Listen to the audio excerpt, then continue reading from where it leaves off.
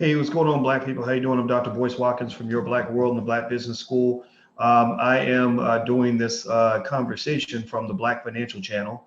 If you haven't subscribed at theblackfinancialchannel.com, you don't know what you're missing. The blackfinancialchannel.com is basically a platform that we created for Black folks that really want to become economically intelligent, who want to be economically aware, who want to have economic standing in a society where economics kind of drives everything. If you don't understand economics, then you don't understand America. And you certainly don't understand racism, because racism is driven by economics from the time the first slaves were brought to the United States till the current day. And so, in fact, a lot of modern day slavery, a lot of whether you talk about illegal slavery or you talk about slavery that happens in a corporation, a lot of that slavery is driven by the economics, and so in fact, don't even begin to think that slavery ended. Slavery never ended. Slavery exists in the prison system. Slavery exists on your job because we have this idea that to be a slave, you have to be unpaid, and that's just not true. If somebody pays you to take your freedom, then you're still a slave. You're just a slave who's getting paid, or maybe you're choosing to sign up for slavery, or whatever the case may be. So anyway, do this as we begin this quick conversation. Make sure you hit the like button, share button, and thumbs up button. And also don't forget, if you haven't subscribed at theblackfinancialchannel.com, make sure you subscribe at theblackfinancialchannel.com. Hey, Carolyn, Carolyn's from Las Vegas. Melissa's from Chicago. Feel free to shout out your city, where you're from. I love to see that. Chicago obviously is very special to me. That's my hood. I was over there yesterday, and I went to visit and speak with the young men from the Nation of Islam at the Muhammad University of Islam yesterday. That is one of our partner schools. That is a institution that we have the utmost respect for. They are educating Black children at a level that is far better than anything any public school or any school run by white folks could ever do for our kids. And so, my belief was that we should work together. And we have found ways to do that. And one of the agreements that we made is we talked about me going into the Nation of Islam facility. They have a beautiful facility in Mosque Mariam, and where the Muhammad University of Islam is located in Southside Chicago. And we're going to do a free event for the city of Chicago. We're going to do a free event. We're going to bring in thousands of people, and we're going to help thousands of people on the south side of Chicago get financially literate and eventually financially lit. So that's what we're going to do in Chicago. We got big things going on. We also made a partnership with another school in Chicago, Freedom Home Academy International. I created 2 scholarships at that school, one in the name of my grandmother, Felicia, which is about a $5,000 scholarship. The other one was in the name of my Aunt Joyce. My cousin Tippy put up the money for that, and that was for about $7,000. We paid the tuition for a couple of kids there. And the reason we did that is because we believe that Black people should be supporting and funding our own institutions.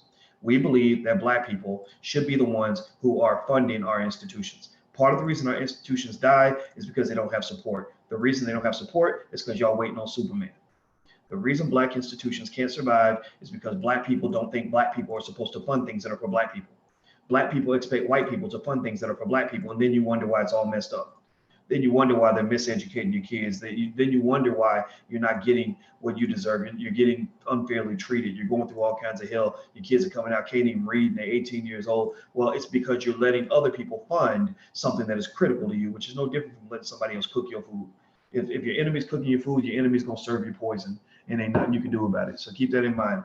How you doing, Wendy Harris and Nikki Thompson, and Nikki's from Philadelphia. I love Philadelphia. I was just in Philadelphia this week.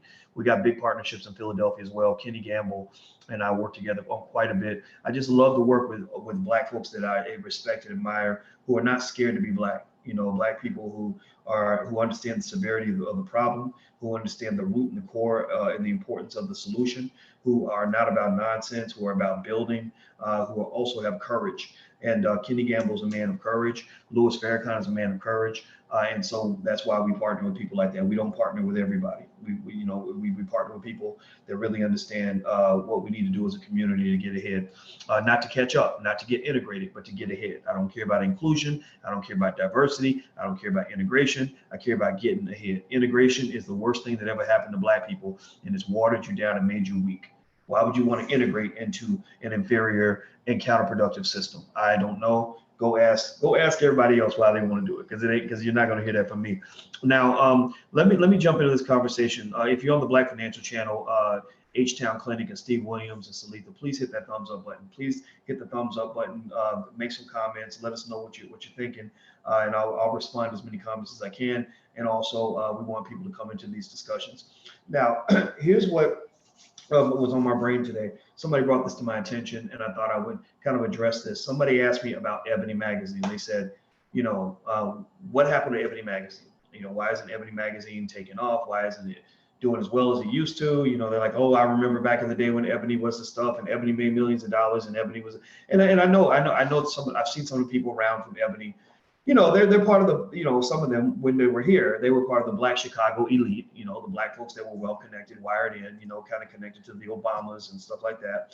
And it's kind of a culture, right? It's kind of it's a slightly disturbing culture in the sense that these individuals are not always necessarily the ones who are connected to the plight of Black Chicago. They tend to be part of the Black elite, or the bougie class, if you want to call it that. And so anyway, these Black folks in that Black political class, they're interesting, right? They're very interesting in that they got really accustomed to making a lot of money with a really easy hustle. And it was a very easy hustle. That wasn't necessarily a bad hustle. It wasn't like it was illegal or anything like that. It was just a little bit weird in that it was like, it was kind of simple. It was a simplified model. It was, white people and white corporations, they need Black readers. And, because they need they need Black customers. Sorry about that. They need Black customers. So because they need Black customers, all we have to do is find Black readers, which will bring Black consumers to white companies. Like that was the whole MO. And it worked really, really well for a very long time. They were able to make money at a time where Black people couldn't make money.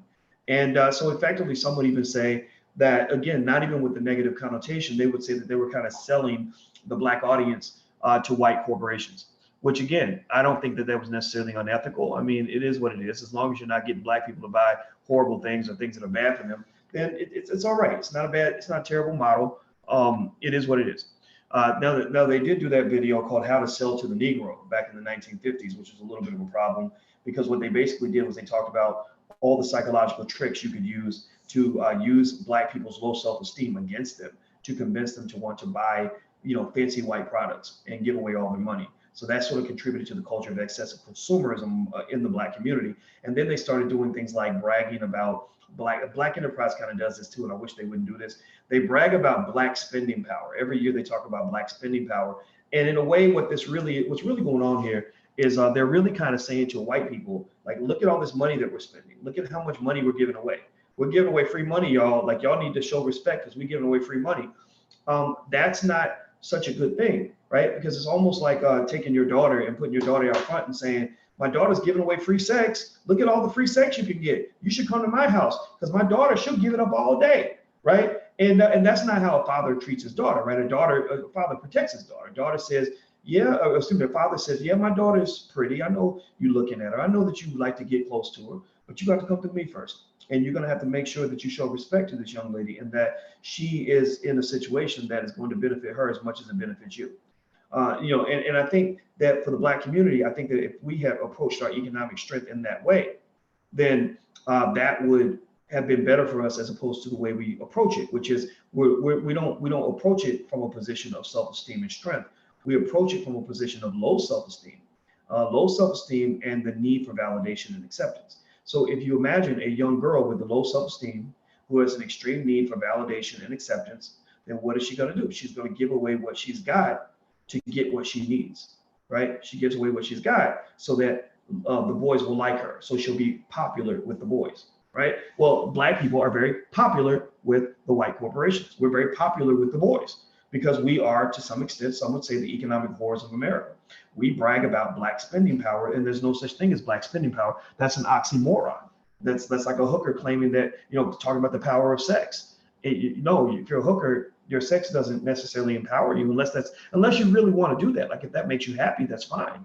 But if you are a hooker that actually really wants to be loved and wants to be respected for who she is and wants to be married, then some would say you're not really empowering yourself by giving it up. You're getting lots of attention, but it's the wrong kind of attention. They're not giving you attention because they want to uplift you. They're giving you attention because they want you to come hang out at R. Kelly's house. That's why they're giving you attention. I'm sure the women at R. Kelly's house always got plenty of attention, but was it good attention? No, it was not. Somebody tell me, like Vicky Diller says, talk black to me and tell me you know what I'm talking about. Tell me that this is making sense. So with Ebony Magazine, one of the things with Ebony that was really interesting that I thought was kind of profound was that their business model worked really well for a long time. And the problem with the business model, to me, again, I'm an outsider looking in, right? I have a PhD in finance, so I can see financial stuff pretty clearly, but I don't know the details of every single financial thing that they've ever done. So I'm not going to pretend to know that. But what I saw with Ebony was kind of like a complacency that comes when you're making a lot of money really easily and you're making it in a very simple way. But their model was very basic, right? It was, we get black subscribers, we sell the magazines to those subscribers, but then also we're making money through the front door, but we're also making money through the back door because we're putting advertisements in the magazines that will make black people go buy products, and that's going to help us to get rich. And what happens is sometimes when you have a good job, having a company that makes a lot of money in a very basic business model is like having a really good job that's paying you a good paycheck consistently every day. Well, it can cause you to drop your guard, right? Your guard kind of drops, and you get a little bit lazy, a little bit complacent. You're like, why should I go create other streams of income when I could just make money easy this way? Or you think about government workers right now who are struggling because Donald Trump shut down the government and they're not getting their paycheck. Well, some of these government workers, they're getting evicted right now. Like they can't eat right now. And my heart goes out to them. I'm not making fun of them at all. But, I do remember my grandmother telling me the risks of a government job. My grandmother worked for the Census Bureau for 30 years before she retired. She was the most financially intelligent person I ever met. And she, told me, like, number one, this job will steal your soul. So you do not do a job that you're going to hate for your whole life, or you're going to be miserable. You're going to regret it. But then two, anything can happen. Anything can go wrong. There can always be a shock to your economic system. And you don't want to respond to the shock after it's happened. You want to prepare for the shock before it occurs, right? Preparation is far more powerful than reaction. Reaction leaves you on your heels. It leaves you unprepared. It leaves you powerless. Preparation empowers you. There is empowerment through preparation. There is no empowerment through simply reacting to things that happen after they occur. So, and if anybody needs to be economically prepared, it's black people. If you stay ready, you ain't got to get ready. If you stay ready, you ain't got to react. The only reaction you got to do is push the button to put your plan B in motion so that you're good. I was talking to Dr. Alicia, my beautiful significant other, and we were running today, and we were talking about how she deals with domestic violence victims. And she says that one thing she tells women that are in abusive relationships is she'll say to them, make sure you have your bag ready. Make sure you have your preparation bag ready so that in case things go wrong, like you're going back to this man's house, he's put his hands on you before. So in case things go wrong, you're always prepared. You got your bag packed, you got $500 in the bag, so you can get a hotel, maybe $1,000. You have safety phone numbers of people you can call that you can go to with no questions asked, things like that, right? So I think that for black people, we have to have our preparation bag. We are in an abusive marriage with white America, right? We left our own homes during integration to go be a part of what white folks had going on. And sometimes that relationship has turned abusive. Sometimes they come in and they do horrible things to us. Sometimes they come in and they beat us like Ike Turner. Sometimes they do us like R. Kelly, have us live, trapped in a closet, peeing in a bucket, right? Sometimes they do us even worse than that. And we're not always prepared. We're not trained to be prepared for when things go bad. So preparation is really important. So I think that going back to Ebony, I'm not really sure if Ebony was prepared for the future. That's my point. Ebony Magazine to me was a place that was so accustomed to making easy money in one simple, easy way that they didn't employ the concept of diversification. Diversification basically means not putting all your eggs in one basket. They didn't have a diversified business model. Did you know, I don't know if you guys know, but this is folklore from George Fraser, but the owner of Ebony Magazine, John Johnson, he was actually approached by the brother who created the whole infrastructure for the entire internet. He designed infrastructure for the entire internet, a technology that was eventually worth billions of dollars. And because this man was a black man, he went to black business owners first to get them to see if they would fund it and fund this thing called the internet, so that they would own a chunk of the internet when it got really big. And he said to them, he said, this internet thing is going to be one of the biggest things in the world. It's going to change how everything works. You want to be a part of this early. And from what I understand, John Johnson and his people were not interested in, in any of it. They were like, well, what is the internet thing? It sounds like a fad. This thing isn't going to last. We're going to stick with the way we're already making money now, because that's tried and true. So, I would say that sort of that complacency caused a lack of diversification. It also seemed to cause a lack of innovation. I knew people that worked at Ebony who would tell me that I'd say, well, why don't they just try this? They got a great brand. Why don't they do this and do that? And they would say to me, they said, one person in particular I'm thinking about, she said, every time we come in with a new idea, they just shut it down. They don't want to do it. They don't want to do anything new. And so if you ever want to struggle in technology, in a technological world when it comes to business, don't innovate. If you ever really want to struggle, just don't innovate, and don't think outside the box. Don't do anything new, and you will die eventually. Your business will die slowly. A lot of HBCUs are dying right now because they have one simple way of getting their money: go to the government. The government writes that check, they're good. Well, think about this. If HBCUs need government funding in order to survive, is it really safe for our most cherished institutions to depend on a man like Donald Trump to give them their money? Is that safe? Somebody talk to me. Is that safe? No, it's not. It's a tragic, horrible mistake. And so ultimately, a lack of innovation, I think, can kill a lot of businesses, as I think it hurt Ebony. I didn't see Ebony's business model changing a whole lot. They kind of seemed to stick to print media when everybody was moving into digital. Then when they finally moved to digital, there wasn't a lot of innovation in terms of using digital technology to expand and strengthen their brand in a variety of ways. I think Essence Magazine did a little bit better, but even Essence was eventually bought by Time Magazine, and then Time Magazine sold it to the brothers who owned, I think, Shea Moisture or something like that. So I think Essence is black owned. I don't know exactly how they're doing financially. I'd be curious to see that. Now, anyway, let me move on. Catherine says, "I'm not scared. Can I work for you?" Well, right now we're not looking for any new team members, but keep your eyes open. Whenever we have a position open, we reach out to the community. The number of people that we have working in our team kind of comes down to funding. Like what level of revenue we're generating from the different things we're doing. But I can tell you that we pay a lot of black people.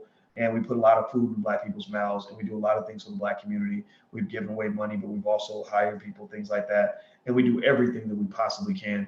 It'd be easier if if some athletes got together and gave us $10 million to really accelerate the business model. But because black folks are still economically asleep, it's a little difficult sometimes to stimulate people to get them to move. And then also the trust is very low in the black community. It's very easy to convince black folks that that black businesses are scams, and that black people that are doing business are bad, and things like that. And as much as you try to dispel that, you're still going to have people out there that will say things like that. And so you can't do anything about it. All you can do is keep doing your best, and that's what we do. But we do hire lots of black people, and we will continue to do that. Now, the one thing I will say, and first of all, let me ask you this: do me a favor, whatever platform you're on, please hit that like button, share button, subscribe button, thumbs up button. Hit buttons, just hit something. Also, if you want a free e-copy of my book, It Takes a Village to Raise the Bar, it's totally free. Go to drboycewatkins.net. That's drboycewatkins.net. And last but not least, we actually have flashcards, financial flashcards and workbooks that we created for black children, so you can educate your own kids in your own home using educational tools that have been designed by black experts, black educational experts. And so one is, if you want to check out the flashcards, you can go to financialflashcards.com. That's financialflashcards.com. If you want to check out the workbooks, you can go to financialworkbooks.com. That's financialworkbooks.com. So going back to Ebony, one of the other things I'll say is that, so when you look at their simple distribution or their simple monetization model, one of the things that I think it would be really important to understand. And this is something we talk about extensively in the Black Business School, and we're developing more programs to kind of drill into this because we believe that this is something that we think all children should be really good at an early age. Is, basically when you talk about making money from content, like Ebony did. Ebony had content. They were trying to make money from content. Basically, they do it by putting the content in a magazine, selling magazines, and then getting advertisers, and they make the money that way. Well, that model can actually come up a little bit short sometimes. The same way the music industry kind of went bad. With the music industry, you have artists that will make an album, they sell the album, and then and do concerts, and that's how they made their money. Well, eventually, album sales disappeared as a revenue source. Like that literally was not really a viable way of making decent money. And even the streams, even the money made on the streams doesn't really add up that much. It's hard to make money. You got to get a lot of streams to really start making a significant amount of money. So I was talking to some young artists. There's one guy I met who's a brother who does hip hop, and he's really big in Asia. It's really weird. There's a huge market in Asia. And I respected the guy because, number one, he's gone outside of just the United States. I don't know if you guys saw the interview I did on drboycetv.com with Speech from Arrested Development. Y'all remember Speech? Speech did that song, Tennessee, Tennessee, Lord, I really been real stressed, right? So I asked the brother, I said, so what you been up to, since the 90s, right? And I didn't want to make it sound insulting because I respect this guy so much, but I was like, so people haven't, they don't know what you've been doing for 25 years. And he's been over in Japan getting money. He's been in Japan making crazy money, doing really well. And when I did talk to him, he was on his way back from an international tour, another one. And one of the things that he brought up is that, Black folks, we got to do better thinking outside the box when it comes to ways to generate revenue. Because when you look at music or any other type of content, anything you create, things you write, videos, whatever, it comes down to the same basic idea. You got production of the content, you got the distribution of the content, and then you have the monetization of the content, right? So production is producing content that people want, whether it's music, it's articles, it can be speeches, it can be YouTube videos, whatever. Then you got distribution. How do you get distribution? How do you get it out there to other people? Well, white people spend a lot of time mastering the art of distribution. That's why so many of your Black entertainers are owned by white people, because they think about production. Black people think about production, meaning that we'll go make a movie, we'll go make a play, we'll go make an album, but we don't think about distribution. Like, how's that album actually going to get to other people? If I do something online, how's that going to get to other people? How are people going to see this, right? But then the last piece where we also miss out, that white people have mastered, is monetization. How do you, if you produce something great and you distribute it out to a lot of people see it, then, how are you actually going to make money from that? How does that turn into money? You see, we always talk about people being rich and famous. Well, rich and famous don't automatically go together. There are some people who are very famous who are not rich at all.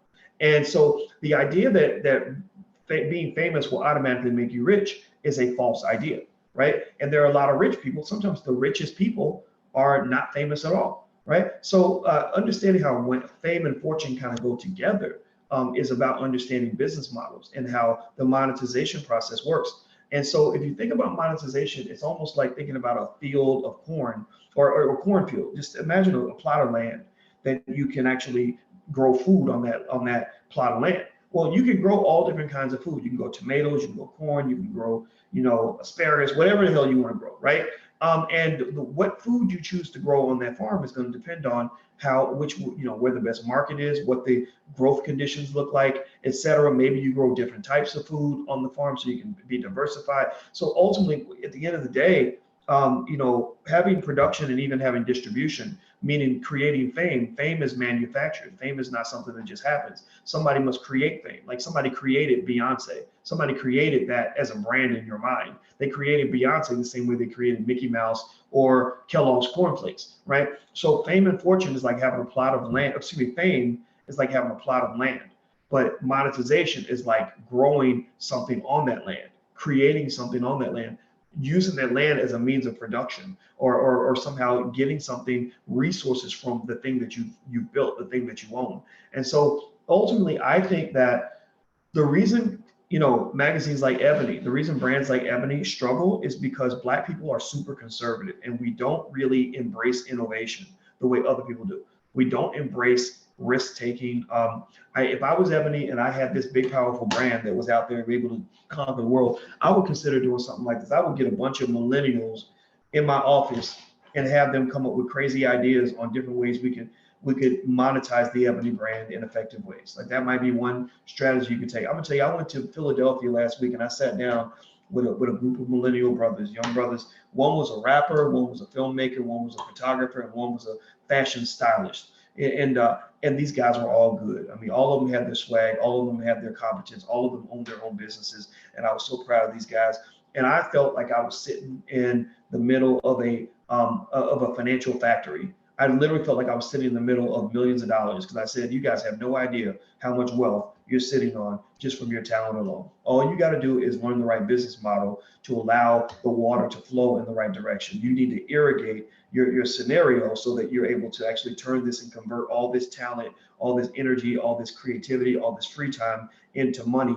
And so I said, one thing you should probably do is get one business person or two that's in your clique, and all they're thinking about is business, and they become masters of monetization. If you become a master of monetization, then you ain't never got to look for no damn job. If you become a master of monetization, you don't have to ask anybody for anything other than your customer base. If you become a master of monetization, you will see money everywhere. If you become a master of monetization, you can take any talent, any skill, any asset, or whatever, and convert that into money. You literally become a walking ATM when you master monetization. So if I were raising a child right now, I'm not going to have any more kids, but if I was to have a son or a daughter right now, I would probably spend the majority of their educational time teaching them the art of monetization. Because the reason Black people struggle economically is because you get economically clogged up. You get clogged up by this system. Where does that come from? Well, it comes from the fact that you have this talent. Maybe you went to college and you learned marketing, and you know how to do great ad campaigns, and you're like, I need somebody to hire me and pay me so I can do ad campaigns, or I'm a rapper, I need somebody to pay me so I can rap. You don't really need anybody to pay you so you can rap, but you don't know how to pay yourself. So you're asking other people to monetize for you. Basically, you are disabled when it comes to monetization. So you're literally sitting on a plot of land that has $1 billion worth of oil under that land, and you can't touch that oil because you got to keep begging Exxon to come over and drill for that oil for you because you never learned how to drill. You never learn how to go deep into what you have and find the value in what you have. So you leave what you have so you can go over to somebody else's situation so they can help you slightly monetize whatever it is you have. And the problem is that they end up ripping you off. They take your $1 billion talent and they pay you $500,000 and they make the other $1 billion because they actually help you convert what you have into what you want. It's almost like if I got a refrigerator full of food, but I never learned how to cook. So I got steaks and broccoli and greens, beans, tomatoes, potatoes, hams, yams, everything in the refrigerator, all this food, you name it. I got all this food in my refrigerator and I never took the time to learn how to cook. So what am I going to do? I'm going to sit around hungry as hell, starved to death with a refrigerator full of food, begging somebody to come to my house so they can cook this food for me. Begging them, and then I'm going to have to give them half the damn food so they'll cook some food for me. And that's the problem. That's what you call in finance, we call that a high transactions cost. High transactions cost is where you don't have the capacity or the capability to convert the wealth that you have into actual cash resources. So you have to pay a high fee to get somebody else to do it for you. You have to pay a middleman to help you get access to the blessings that are owned by you. So the white man is your middleman. He's your middleman between where you are now and where you're trying to be, what you have now and what you actually want to have. So you're sitting up there, you're looking at money, but you got talent. So you're the talent. You got all the wealth right there in front of you. You got all the free time. You got all the skill. You got all the product. You got Black people. We had hip hop sitting there right there in the South Bronx. We could not monetize hip hop because we do not have masters of monetization in our community. We had nobody in there who was able to say, hey, wait a minute, we got 10 million people in the Bronx. All these people love this music. We know how to throw parties, but what are some other things we can do to monetize this powerful thing that we have? Maybe we don't need to go to a record label. Maybe we can learn how to create clothing lines based on hip hop. Maybe we can create educational curricula based on hip hop. Maybe we can actually sell the music that comes out of these studios. Maybe we can learn the production process and distribute it to the community and make the money this way. And then if people want access to it, they got to come through us. They're not our middleman to get us our prosperity. We become their middleman to get access to the gold that's in our community. right? That's how hip hop should have evolved. And because when you let that rabbit out of the cage, the rabbit ran down the street and now it's in somebody else's house. And then you mad because you like, oh, they culturally appropriating, they're stealing from us. They didn't steal from you. How the hell you gonna steal something from somebody who gave that shit away? How somebody stole from you when you gave it away, when you begged them to take it? The only people in the hood at that time, there were probably a couple others, but among the few people in the hood at that time who understood how to somehow monetize what was going on in hip hop were people like Russell Simmons. Russell Simmons said, wait a minute, I know this guy named Curtis, who's a great rapper. So we're gonna call him Curtis Blow, and we're gonna go sell him to the world. I have a brother named Run or DMC, whatever his name was, and he's got a friend named Daryl who can rap. And why don't we dress them up and prepare them for the market and take them to the market and sell this beautiful art form to the world? The thing is that there were probably thousands of rappers Russell Simmons could have monetized because Russell wasn't thinking just about the party. Russell was thinking about the power. He wasn't just thinking about the party. He was thinking about the prosperity and the opportunity that was there. He wasn't just thinking like, oh yeah, hip hop, hippity hop, I'm gonna go to a party and it won't stop. Like he wasn't thinking on that level.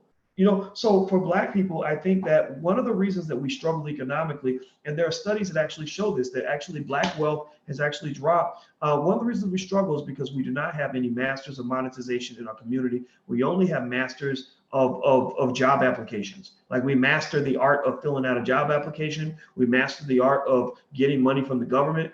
I remember watching this. One of my friends was having a baby when I was a teenager, and he had a girlfriend whose whole family was on welfare. And I remember I saw this young lady having this baby and her aunts just schooling her on the welfare system, like showing her on paper, like, okay, you go down here and you can apply for this, and you go down here and you can get your WIC, and you go down here, you can get that. Now, I'm not dissing it. I know some people struggle. My mama was on welfare for a while. There's no shame in that. But I said, my God, this is so fascinating. They're masters at one system when they probably could do just as well being masters of another system too. Right? They're mastering the art of getting money from the government, which is fine. It's our government too. We deserve that money. But why not master some other arts of extracting the resources you need from other areas?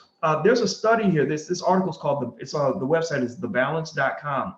And on thebalance.com, and I think they're citing data from a recent wealth study from the US Census Bureau.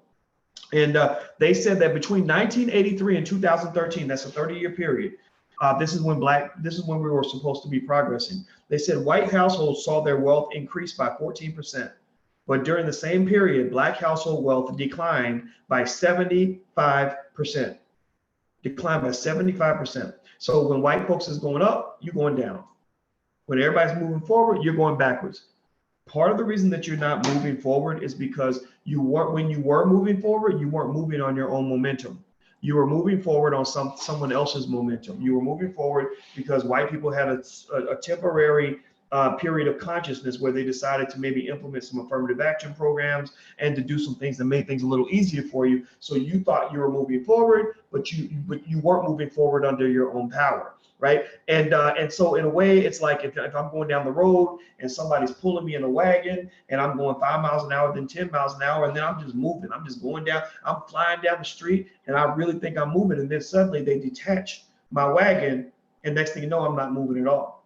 Right? So the whole time that I was riding in that wagon and they were pulling me down the street, I should have been building an engine so that in case they detach me, I would still be able to move under my own power. But instead of building an engine, I sat there and I literally thought that his power was my power. I said, we've got a partnership now. I've integrated with this person. They're going to pull me all the way to the finish line. And then when they drop your Black ass off, you don't know what to do. You're stuck. So Black wealth has dropped for that reason. That's why Black wealth has dropped 75%. Again, much of this decline in wealth is not just due to what's happening with poor people. It's also due to what's happening with college educated people. Most college students, tell me if you're one of them, most Black college students can't pay their student loans.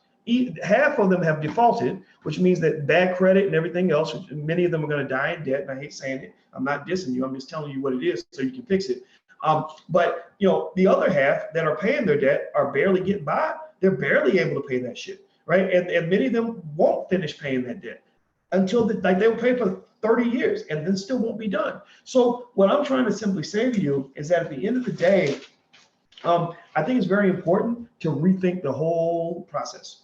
you got to throw everything you know about this system and how it all works out the window and find a new process for monetizing your life and understanding how to get the things you want. If, when I go back to the Nation of Islam, and I'm gonna go teach those kids, because I love those kids. I like talking to those kids better than I like, I don't mind the public schools and stuff, and it's all good. But if your kids can't act like they got some damn sense, then I don't really know what to say. Like if I'm gonna come to your school and your kids are throwing stuff and acting a fool, or I gotta tell them, oh, I met Lil Wayne or something like that to impress them and get their attention, that's a problem for me, right? With these kids, I like that. I like the fact that I didn't have to do none of that. They came in, they were about business. If I come in there trying to impress them, like, oh, well, let me tell you how many rappers I know, and I met LeBron one time. Like, if I got to do that silly stuff to impress them, I think they probably would have been unimpressed with me. I think they would have been very disappointed. They want to know the information. They're like, we don't really care how many rappers you know. All we care about is getting information that's going to empower us. So I'm going to go talk to these kids on a regular basis. I'm very proud to talk about the partnership I have with the Nation of Islam. And I think it's important for me to mention that because a lot of people want to bash the nation. And the reason they're bashing them is because they're so effective at giving Black people something powerful. They're effective at educating Black people in ways nobody else can. They're effective at doing things for Black men and elevating Black men in a way nobody else can. Barack Obama can't elevate Black men. He's never done that. The public school system cannot elevate Black men. They've never done that.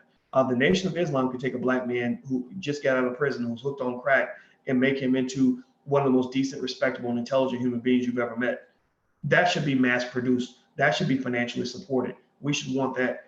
We should want whatever special sauce they're using to build a Black man. We should want that in every damn school that our children ever attend. That's just my 2 cents. Let me see here. Richard says the doc is a financial mathematician. This is why he succeeded in the business world. We must embody Doc's experiences into the consciousness of youth in America. The Jews helped create the Crip blood culture in the Black world. Yeah, well, with hip hop, they started promoting all that stuff. NWA, I think their manager was a Jewish guy, who basically was like, okay, we're gonna go get this money. And they didn't think about the long-term consequences. Let's see here. Kay says, please no more cussing. I'm sorry, Kay. I'd like to make the promise that I won't cuss anymore, but that would be bullshit. So I'd be lying to you. So I'm sorry that your son has to hear that. You may not want to bring your son to my podcast. I hate saying it that way. I do my best to not do that. In our Black Millionaires of Tomorrow program, I actually succeeded in not using a single cuss word because I knew I was talking to children. So if you want your children to have a cuss-free environment, because my conversations are for grown folks. I ain't got time to be sitting around worried about how it comes out. I just can't do that. But if you want a cuss-free environment, feel free to go to blackmillionairesoftomorrow.com. That's blackmillionairesoftomorrow.com. That's where your child will learn. Your child can get a degree in the Black Business School, which is huge for their self-esteem. We have animated videos. We have self-study exams. We have a whole curriculum designed to make sure your children are actually better prepared wealth-wise than the average college-educated adult. That's what we do. We literally, our children, when they go through the whole program and get their degree, our guarantee is that if your child does not have a financial literacy level that exceeds the average college educated adult, then we will give you your money back. So if the program's that good, it's extremely effective. Thousands of children have gone through it. I think you're going to love it. So feel free to go to blackmillionairesoftomorrow.com. So the reason I cuss, honestly, and I don't think it's traumatizing for kids. When I was a kid, my daddy cussed around us. And the thing was that my dad, my parents' thinking was that, I'm not worried about what words my kids use. I'm worried about how they live their lives, how they make their choices, and so at the end of the day, who cares, how you say it? I don't care if you cuss or not. What I care about is how you live in your life. What actions. I know people who don't cuss at all, who live terrible lives, who do horrible things to all kinds of people, and make horrible mistakes that are going to ruin themselves. So that's what I'm focused on. All right, can my daughter volunteer for you? You know what, Sandra, we are thinking about trying to implement something for kids. You got to be careful when you're working with people's kids, right? Especially, because parents got to be careful, right? Parents, they want to make sure you ain't doing no R. Kelly type stuff. And then also when you work with people's children, you got to be cautious. So we're trying to implement something carefully.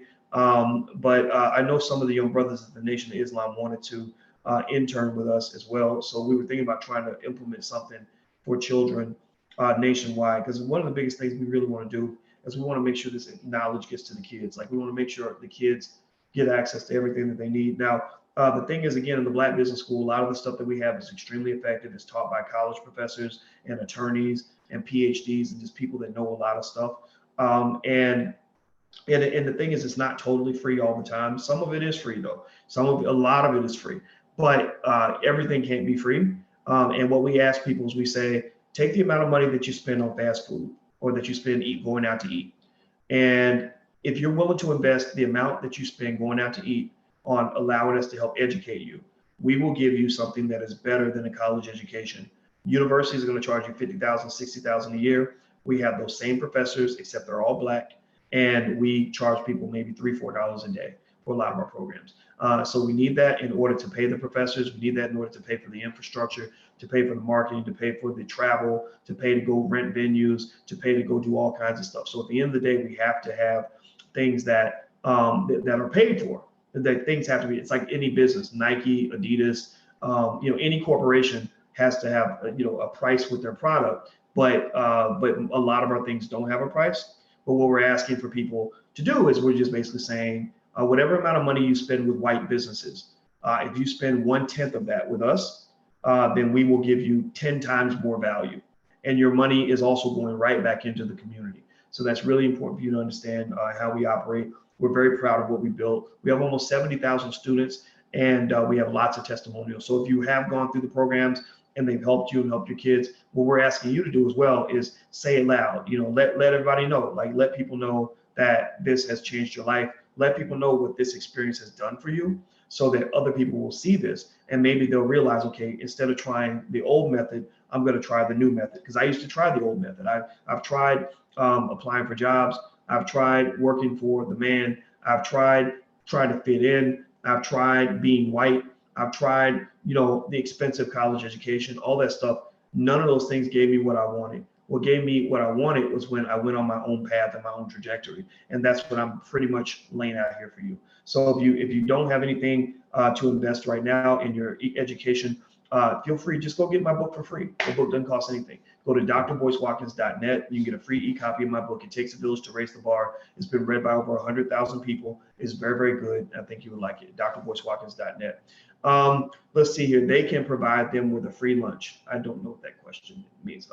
Let's see. Will the internships be paid? Our people are hurting and some can't afford to just give up free time when they can't eat for the week. Some internships are paid, some are not. What determines whether or not you're able to compensate somebody is whether or not they're helping you to achieve something that brings in money. Like if you run a business and you're not making money, you can't pay money, right? So if somebody comes in and says, I want to just learn, and but I can't help you make any money, well then you may not be able to pay that person because you don't have any money to pay them, right? So imagine if I went to you, Katina, and you have your job or you do whatever you do to make money, right? And I say, hey, Katina, I'm going to come to your house and I just want to learn whatever it is you learn. No, if you know nursing, whatever it is you know, and I want to learn from you. I want to be your intern. And then I say, I want you to pay me to learn from you, right?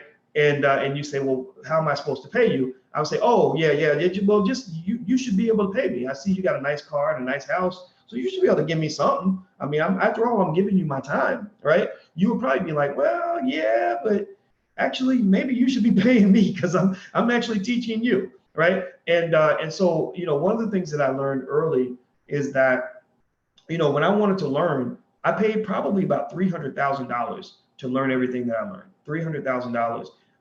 What I've learned in hindsight is that you can get that same level of knowledge for about $30,000 if you do it right. And the people I know that have the best knowledge tend to be people who made an investment in themselves. I understand not investing in your educational future if you have no money at all. That's one thing. But what I see is I see a lot of people who will say, I can't afford education, but then you'll see them wearing a pair of Jordans, right? They'll say, I can't afford education, but then when the Black Panther Part 2 comes out, they're at the movies and they're dropping $100 on, popcorn and movie tickets and Black Panther outfits and, whatever, right? Or they'll say I can't afford education, but you'll see them driving, the latest car that's being advertised on BET, right?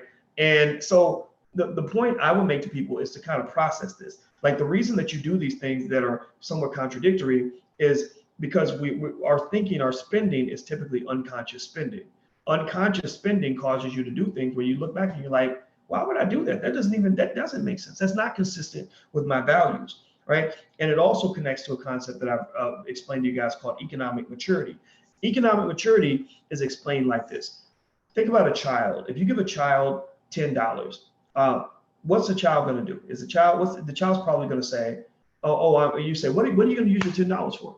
They're going to say, oh, I want to get a toy, or I want to go get some candy, or I want to go get a pair of shoes, or whatever it is they can get for $10.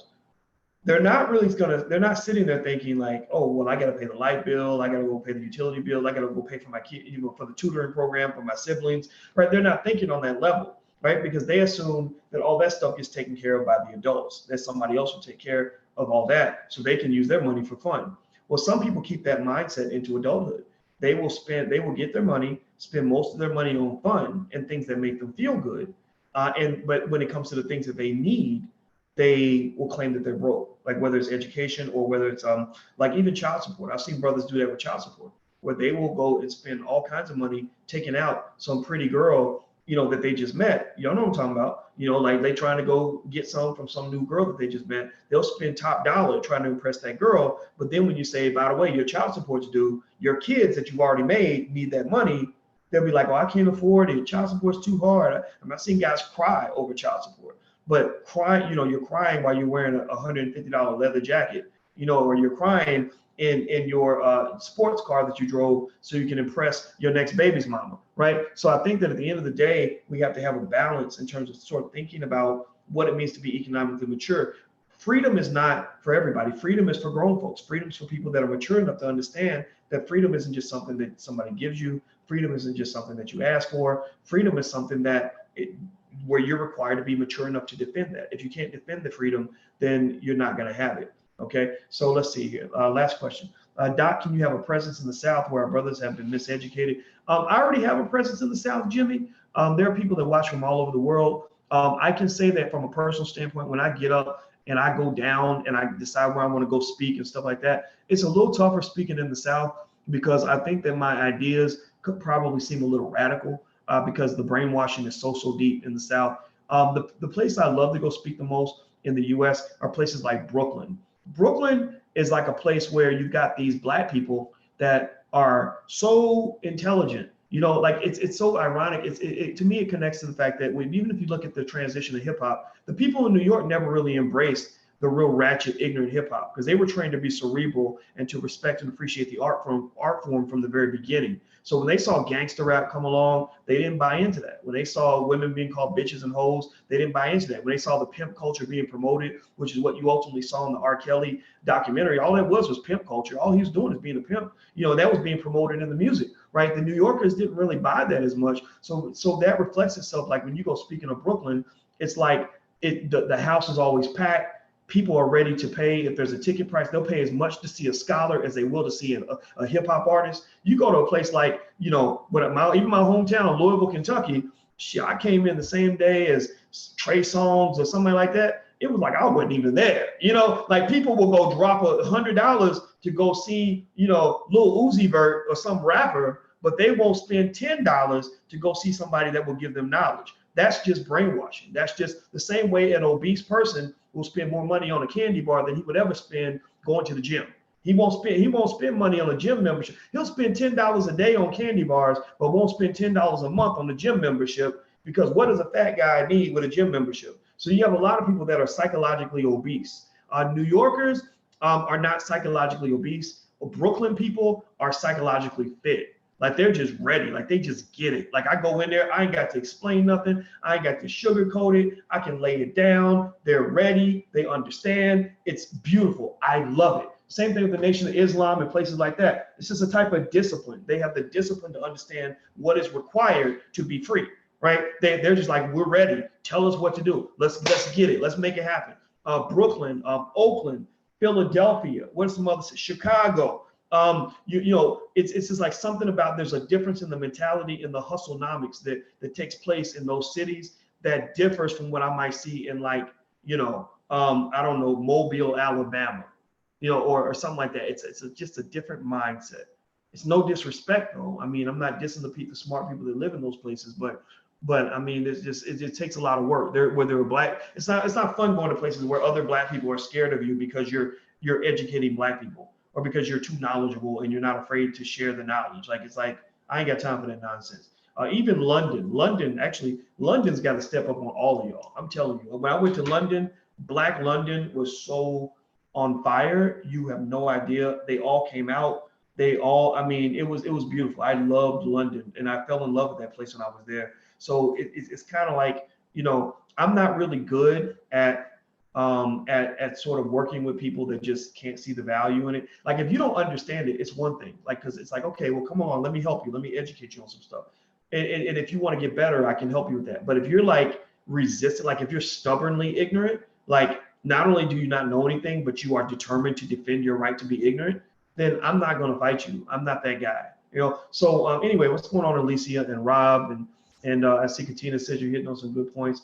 Richard says, don't New York City have the largest black population in America? I don't know about that. I don't know the stat. But anyway, so that's pretty much it. No disrespect to Ebony Magazine. I don't have any problem with them. This is not a hater video, but it's more like a matter of kind of talking about the business models. And basically, when you're doing work in digital technology, if I was to say that there was sort of a strand of direction that you want to go into, if you want to be successful economically as a black person, or raise successful children, teach them to be masters of monetization. Moms. Teach them to be moms. Teach your sons to be moms. MOM, masters of monetization. If they become masters of monetization, then they'll kind of understand how to see the money everywhere. I got a cousin who's an entrepreneur.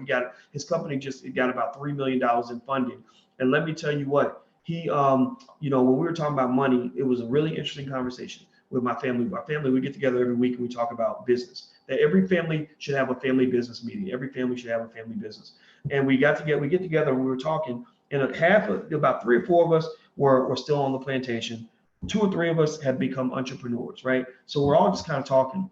And one person who was still on the plantation said, well, when I start business, I don't know where to get the money. I don't know how to make money. Like, I don't know where the money's at. And, because all he knew was paychecks, right? And how to get a paycheck, how to get a better job. And my cousin, who's an entrepreneur, he said, oh, there's money everywhere, right? And that really spoke to the differences in their experiences and their mindsets. A person who understands monetization will look around and say, oh, there's money everywhere. A person who doesn't understand that, who thinks monetization starts and stops with getting a job, or getting a better job, or getting a second job, they're going to think money's scarce. They're going to think there's only one channel, one way to get to money, right? And ultimately what happens is you end up worshiping white supremacy, because you see the white supremacists as your only channel to get economic security. So your heaven is economic freedom, and white people become like Jesus. They say that you can only get to heaven by going through Jesus. Well, white people are saying you can only get to financial heaven by going through me. So therefore, white Jesus becomes your savior. You end up worshiping him. You end up praying to white people to help you solve your economic problem, which ultimately is empowering white supremacists to be a bigger God for you. So what I would almost say is that ability to monetize and think outside the box and to go around the infrastructure is a critically important part of your freedom as a black person. So anyway, Deesh says, can you talk about why it's not good to get a loan to start a business? I'm not going to go into that stuff in detail. If you want to know more details about that, we actually have an entrepreneurship program at blackmoney103.com. It teaches, there's literally probably about 50 hours of ridiculously good content in there. You can go check that out. And I don't believe it's not always good or bad to get a loan for your business. It depends on the circumstances. So that's kind of a complicated question, but there are modules actually where we break that down, what type of financing you should look for, why you should consider that type of financing, stuff like that. So feel free to go check that out. It's blackmoney103.com. That's part 3 in our Black Money sequence. We have 1 through 6 that will fully train you on every step of wealth building. When you complete each one, make sure you get your certificate. Because these are our college degrees. We're making the Black Business School into the Black man and the Black woman's Harvard University. So we don't look for accreditation, we give accreditation. That's the kind of institution we're trying to create, because if they can create institutions in their community, we can create institutions in ours. And the Black Business School is one of the institutions that's there for you. So you can either sign up for a program now at blackmoney103.com, or you can also just do a free membership for now at theblackbusinessschool.com. and just get started for free and do the free stuff. And then if you want to work up to something that has a little bit of an investment attached, that's fine too. But if not, that's okay as well. We just want you to get what you need so you can become the person you want to be. So I'm out of here, guys. Have a good day, and I will talk to you guys soon. Take care.